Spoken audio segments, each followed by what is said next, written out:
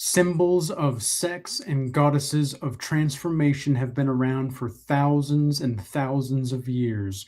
We truly don't know just how far back these symbols go and just how deep they are embedded into our unconsciousness.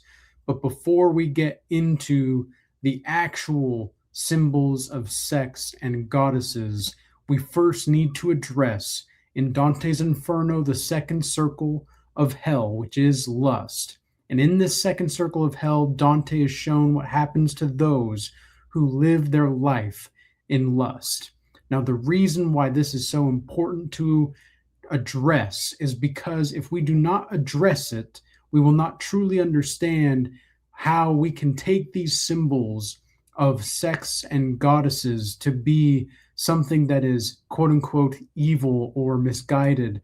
We have to understand that there is a polarity here, but the polarity exists because we think that it exists. So they who are in the second circle of hell, and if we were to read Dante's Inferno strictly as a literary masterpiece and metaphor for how the hellishness of consciousness works, they who are in the second circle, ironically, have a similar punishment as to what they were doing on earth. That is, being swept away from their passions, forced to be naked and smushed against random people forever. Therefore, we must be very mindful of our lustful desires versus repressing our instincts or our emotions when it comes to the transformation of these sexual symbols and the goddesses, because we can get lost in them. We can treat them as symbols that are something more than what they really are, or something less than what they really are, depending on how you view it. Now, first it's important to get into the myth of Osiris and Isis. This is, you might say, one of the most fascinating mythologies of the ancient time. And this excerpt, we're going to go into more detail with, is from Joseph Campbell's book on myth and mythologies.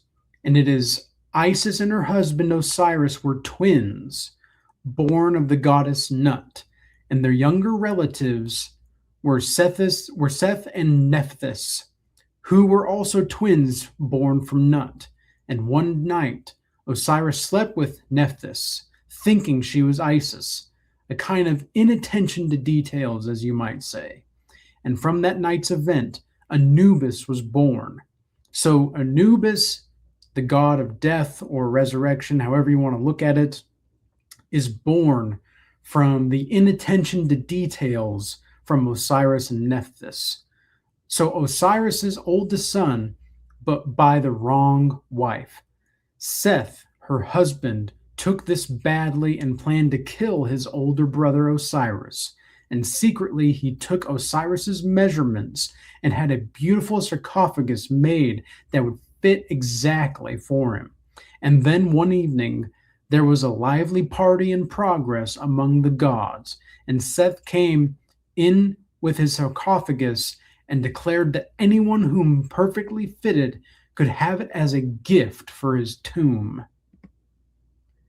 Everyone at the party tried, and of course, when Osiris got in the sarcophagus, fitted him perfectly.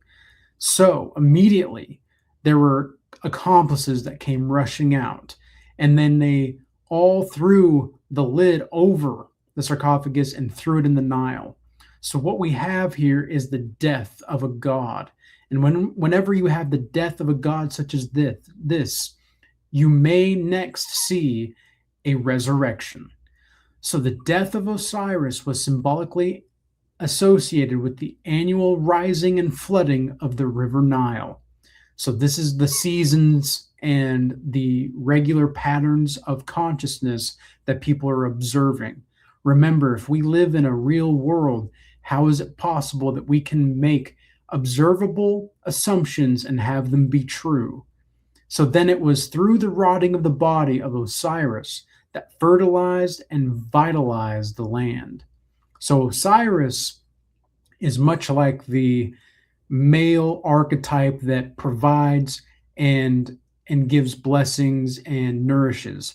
It's much like when in The Lion King, when Simba comes back to Pride Rock and he defeats the Scar, right? He defeats the Scar from which he got the scar, so to speak, obviously because Scar is a character. But he defeats Scar, and so he vitalizes the land and he fertilizes the land. Everything becomes luscious again.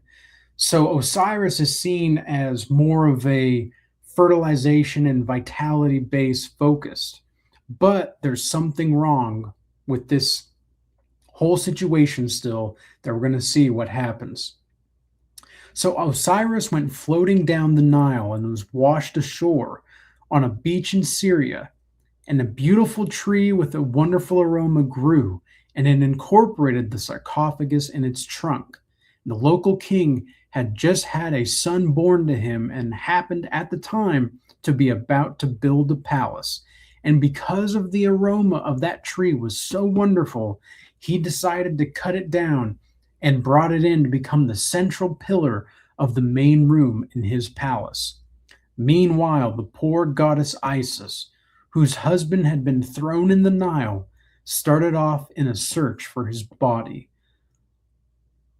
So she began the search for the god, who's the spouse of the soul, is the prime mythological theme of the period. So it is the goddess who goes on a quest of her lost spouse or lover through loyalty and a descent into the realm of death to become his redeemer. So the Osiris and Isis myth actually paints Isis, the feminine eternalities, to be a rather loyal and redeeming quality. This is unlike much of what we see in the modern day times, in which we see most of these roles are flipped. It's usually the woman who needs to be saved, and it's the man's loyalty that gives that. Now, I'm not saying that this is right or wrong. I'm just saying that this is the motif of the myths of our modern time. So now we come to Persephone and the Serpent. I hope I'm pronouncing that right. Forgive me if I mispronounce any of these names.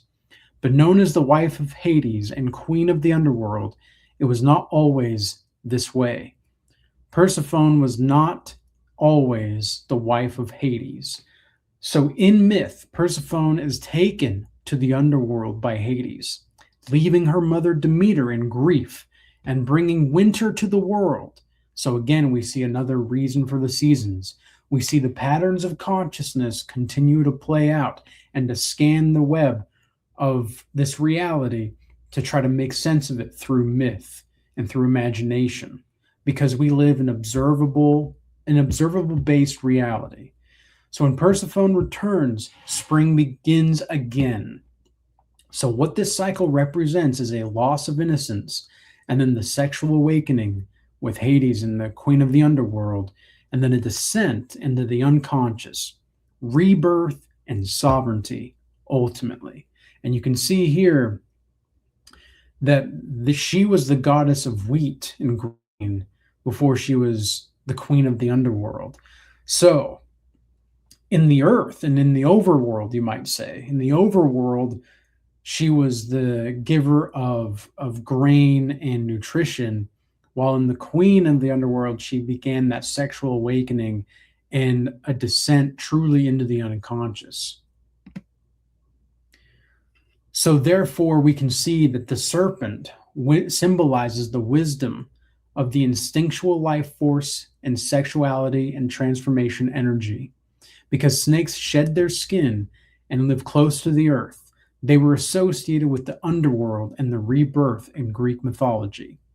The story of Persephone and the serpent represents the initiation through descent, a downgoing. Nietzsche would call this a downgoing, right?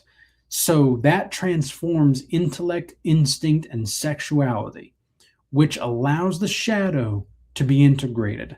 For those that are not aware of what the shadow ultimately is the parts of your psyche and personality, I don't necessarily think personality is a proper term here, but for all intents and purposes, let's use this for the sake of utility. But for your personality and your psyche, which allows the shadow to be integrated, that's what's going to be most important to understand here, is that there's a darkness and a dark aspect of you that maybe will bring wisdom, but it's not really fun to integrate that. It's not a fun thing at all because there's a lot of pain and there's a lot of investment that goes into it. And there's a lot of suffering. But one thing to be sure of is that any kind of suffering without meaning is just going to be pure pain. But any pain with meaning that translates into suffering that is meaningful is going to be a form of alchemical stages of development.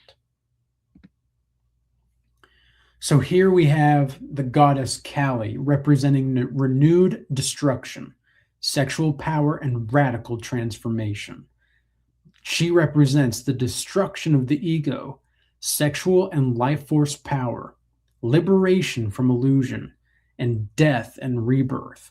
She is not evil per se, but she is the force that strips away everything false. So here you see in this image on the right-hand side that she is standing on Shiva. And weirdly enough, Shiva looks like he's enjoying himself. I mean, look at that soft smile while Kali is standing on his ankles and his chest. And so they represent together a symbolic relationship between consciousness and the wild feminine force. Because look at what is also in one of her left hands. You'll see a person's head cut off, and she's sticking her tongue out, and she's got a series of heads all wrapped up on a necklace around her. This represents that she is the devourer of man's minds to some degree, in man's heads. So she's sticking her tongue out, so it's almost the mocking tongue, right? This is the mocking tongue. She enjoys this. But it's not to say that she's evil, it's just that it's very, very powerful. So ultimately, this is the gift of the goddess and the sexual symbols that we see. The goddess is the field which produces forms, because without energy, the body is truly not alive. And here we have an image of the lunar myths and cults, where this is Diana of Ephesus, the many-breasted mother of Southwest Asia. You can see here. So she's the giver of life. Her breasts give life and produce forms in the field. This is the electromagnetic energy field of timelessness. And that body that we have, this meat suit, without its energy, the electromagnetic energy, we would not truly be alive.